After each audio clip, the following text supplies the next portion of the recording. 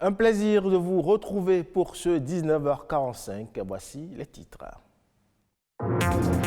Une seule gorgée d'eau fraîche après une activité intense en temps de chaleur peut vous rafraîchir, mais attention, elle peut également être dangereuse pour la santé. Explication à suivre.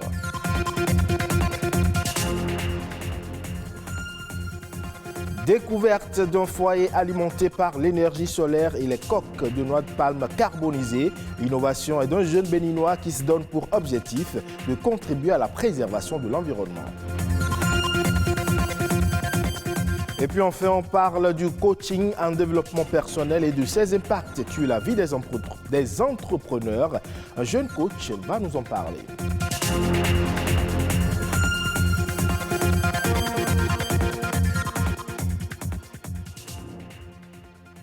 Bienvenue à vous si vous nous rejoignez. La Coupe d'Afrique des Nations a démarré ce dimanche 9 janvier au Cameroun après l'édition de 2019 consacrée par la victoire de l'Algérie. Cette compétition qui a démarré par le match d'ouverture entre le Cameroun et le Burkina Faso promet son lot d'émotions aux férus du football africain. Programmée sur 4 semaines, la Coupe d'Afrique des Nations 2021 devrait connaître son dénouement le 6 février 2022 lors de la finale de la compétition. Et vous ne le savez peut-être pas, mais étancher sa soif avec un verre d'eau bien glacée peut vous rafraîchir, mais cela est déconseillé par les médecins. En effet, la consommation d'eau fraîche aurait des effets négatifs sur la santé, allant jusqu'aux troubles. Suivons cet élément pour en savoir davantage. Il y a 3 organes qu'il faut privilégier à les entretenir quand on veut consommer l'eau glacée. Il y a le cœur, le foie et le poumon. Ces 3 organes vitaux ne sont pas réceptifs à la consommation de l'eau glacée. Pourtant, l'eau glacée est très désirée par bon nombre de Béninois, surtout après une journée mouvementée. Quand il fait chaud, nous prenons de l'eau glacée. Quand on a soif, l'eau glacée nous désaltère et on se retrouve mieux. Il paraît qu'elle n'est pas bonne, mais on sent une fraîcheur quand on la consomme. Parfois, quand il fait chaud, je prends de l'eau glacée, mais quand il fait froid aussi, je prends ça. Parfois, ça fait du bien quand on prend ça. L'agréable sensation de fraîcheur et de désaltération que procure à l'organisme l'eau glacée n'est qu'un soulagement temporaire. Sa température, généralement entre 6 et 12 degrés, contraste avec la température de base du corps humain qui est de 37,6 degrés. Selon les spécialistes, cet écart pourrait être un facteur ou un élément déclenchant de certaines pathologies. D'abord, celui qui prend tellement de l'eau glacée, il est exposé à l'obésité. Parce que quand on dit l'obésité, ce n'est pas le fait qu'il prend de l'eau glacée qui va lui apporter l'obésité, mais c'est parce qu'il a mangé des choses grasses et il a envie de prendre de l'eau glacée. Et quand on dit l'eau glacée, ce n'est pas seulement l'eau glacée, il y a aussi les boissons glacées. Donc, c'est consécutif, c'est alternatif. Quand il prend de l'eau glacée, il mange, il finit de manger, en même temps il prend de l'eau glacée, il sera toujours gros. Et attention, il y a ce qu'on appelle la rétention d'eau, c'est-à-dire l'eau qui se retrouve exagérément dans ton organisme. Il faut faire attention à cela parce que ça reçoit beaucoup d'énergie négative sur ce que tu manges. Et l'eau glacée à une température donnée perturbe le fonctionnement du foie et la bonne digestion aussi. Donc je vous conseillerais simplement d'aimer le chaud, de prendre de l'eau tiède ou bien du thé. Et là, vous allez maintenir une bonne forme et éviter certaines maladies qui tournent autour de l'obésité. Et quand il y a l'obésité, les autres maladies commencent à s'installer. 2 litres d'eau par jour, c'est la moyenne recommandée par les médecins pour hydrater son organisme. Ce liquide précieux est bénéfique pour la santé. Pour rester en bonne santé, il est préférable d'éviter de boire autant qu'on peut toute boisson glacée. Au Bénin, 4 ménages sur 5 utiliseraient le charbon de bois ou le bois de chauffe pour cuire leur repas, avec pour conséquence la déforestation et l'émission de gaz à effet de serre. Mais pour aider à la préservation de l'environnement, eh bien, un jeune béninois a inventé un foyer à la fois économique et solaire qui fonctionne grâce aux coques de noix de palme carbonisées.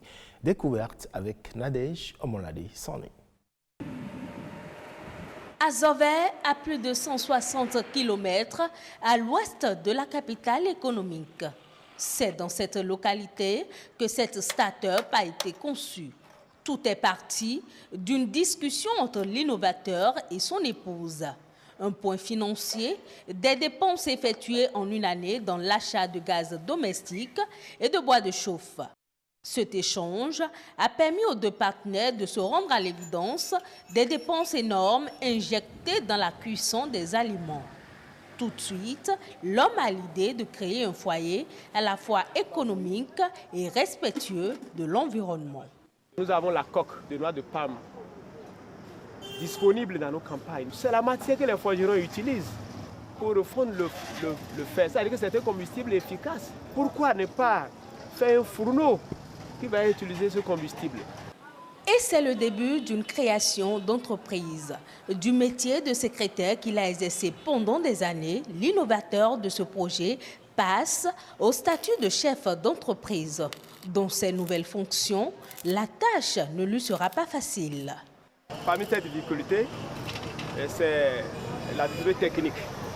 La technicité, c'est vrai, j'ai la matière dans ma tête.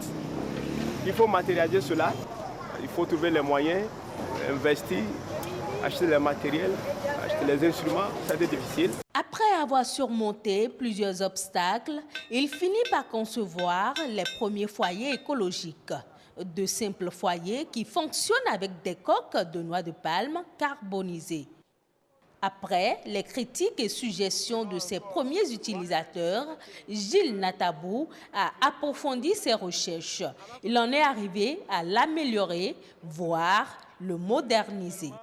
Au cours de mes recherches, j'ai vu un dispositif que j'ai acheté également en ligne. Moi, je l'appelle un système de réglage.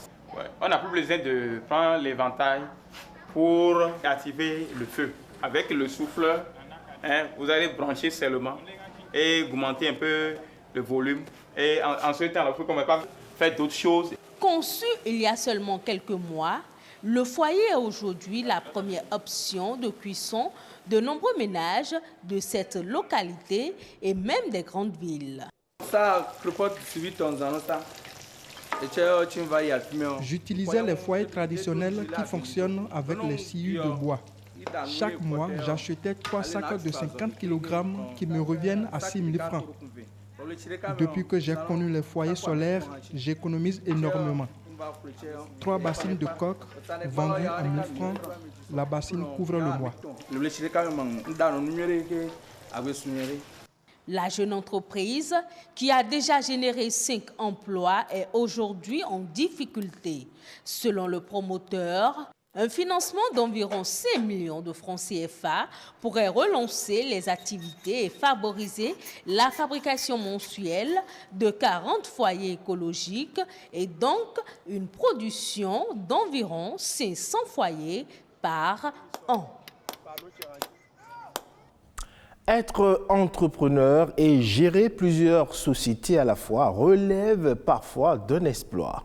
Et certains, pour y faire face, font recours au coaching en développement personnel qui aurait des impacts certains sur la vie de l'entrepreneur. Freddy Vlavonou est entrepreneur et coach professionnel. Il nous parle ici de son expérience pour une meilleure gestion des entreprises. Lorsque vous créez votre entreprise, pour atteindre un certain chiffre, vous êtes obligé d'embaucher. Nous sommes dans une société qui n'est pas vraiment impliquée dans le contrôle. Nous agissons beaucoup plus avec les sentiments, la confiance.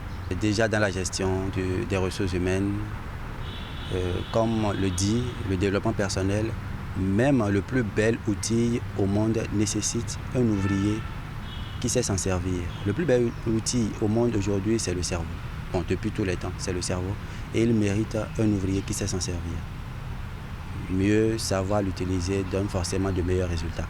Le succès n'est pas le fruit du hasard.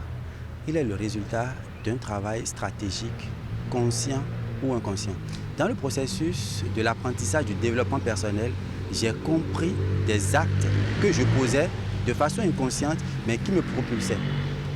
Le sachant, je le multiplie, ce qui me permet de progresser davantage. Nous avons cette facilité dans l'entrepreneuriat d'avoir un aîné. Il s'agit tout simplement de le voir comme aîné et non comme concurrent. De copier en modélisant suivant nos valeurs ce qu'il fait, en ajoutant une plus-value. Et c'est la meilleure façon de se faire coacher lorsque vous n'avez pas les moyens de payer un coach.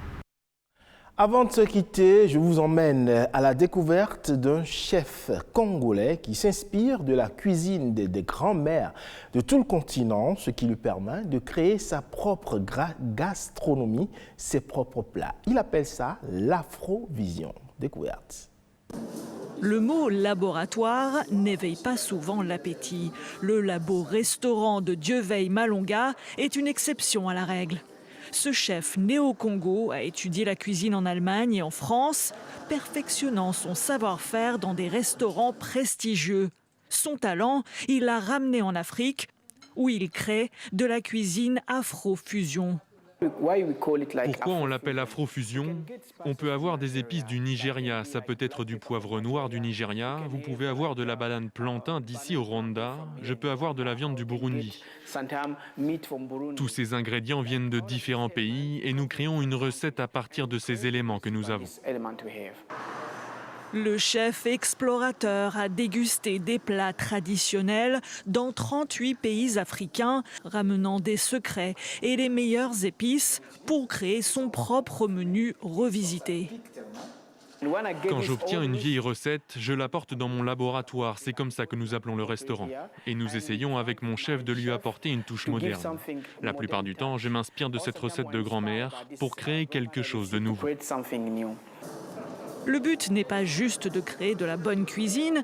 Dieveil Malonga et d'autres chefs ont créé un réseau de 4000 chefs travaillant déjà sur les plus grands rendez-vous internationaux pour amener l'Afrique au sommet de la gastronomie mondiale. Et c'est sur cette gastronomie qui donne envie de manger que prend fin ce 19h45 que vous pouvez retrouver sur le site de l'ORTB, le www.ortb.bj. Bonne suite des programmes sur BB24.